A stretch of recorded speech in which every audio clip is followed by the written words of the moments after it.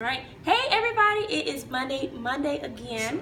And so today we're going to be talking about why you need an emergency fund, all right? Emergency funds are not just for people who are trying to get out of debt. Emergency funds are for people who are trying to save in general, right? So today we're going to define what an emergency fund is. So it is money set aside for any type of unexpected expense. Something that comes up and you're like, man, I need some money to take care of this, but I don't want to take it out of my paycheck that's coming in because I already have to allocate that towards expenses and bills.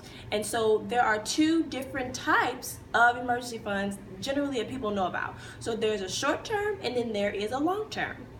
Right, and you may have heard about these being said different ways, but I'm pretty much going to talk about the short term side of it. So $500 to $1,000 roughly can be what's said. We want to go with $1,000.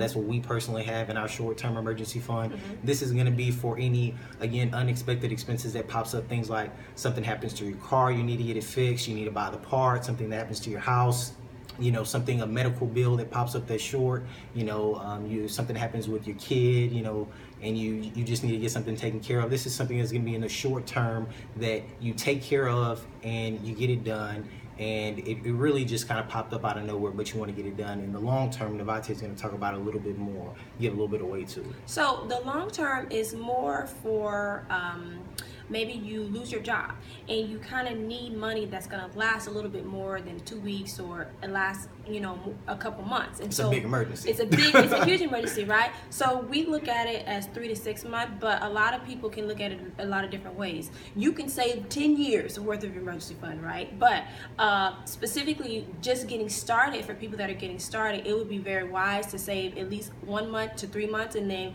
more than that, 3 months to 6 months. And that way, if something does happen, you have that cushion that'll kind of help you to land that fall a little bit better. Right. So what is an emergency fund and what is not an emergency fund? Okay, so we talked about what is not. So an emergency fund is not, oh, I want to go shop this weekend and that ain't gonna work. I have some money that I saved already and I can just use that. No, that's not an emergency. Oh, I want to go and travel to, let's say, Los Angeles, and they're having a concert out there, and I'm really excited about it. That's not an emergency fund. It's fine if you want to do those things, but that's not for the emergency fund. So you definitely just want to stick to things that come up unexpectedly that would really need for you to support them, and if you don't, it will probably be very disastrous. And so it's fine to, again, save for those things. Like if hey, I want to go to Vegas, I want to go to New Orleans, I want to go to Europe, you save for those things, but the intention, and you want to be very intentional about saving for an emergency fund. You're saving for an emergency. Right. A vacation is not an emergency. Something that you know about and plan for is not an emergency. That's something a separate savings account for that. That's something you can plan for separately with that. And we're also not saying, hey, just take all your money and put it in savings. There's a lot of places you can put your money in. That's not something we're going to go all in depth with as far as investing and everything like that right now. But there's plenty of places you can put your money. But a great benefit of having the emergency fund is that it puts you in a situation where you can pay something when it pops up, so that you do not have to borrow money. You don't have to put it on credit cards with a 20% interest rate. And instead of your money, I think of it as like a snowball going downward. The more debt you have to get for emergencies that pop up, because let's be honest, life happens and emergencies pop up. It happens to every single one of us.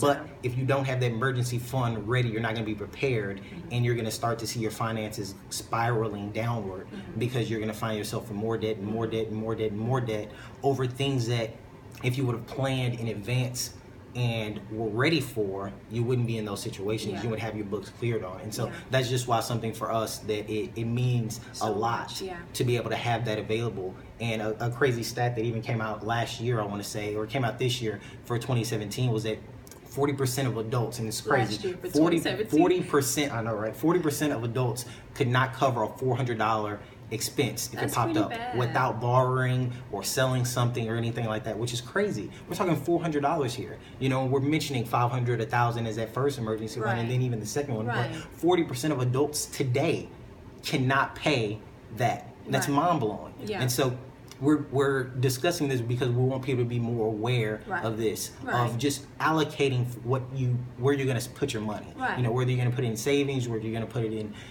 variety of different places, Right. but an emergency fund should be a priority Definitely. of where you want to put your money. Definitely. And that's just something we want to just drive home for you Yeah. all today.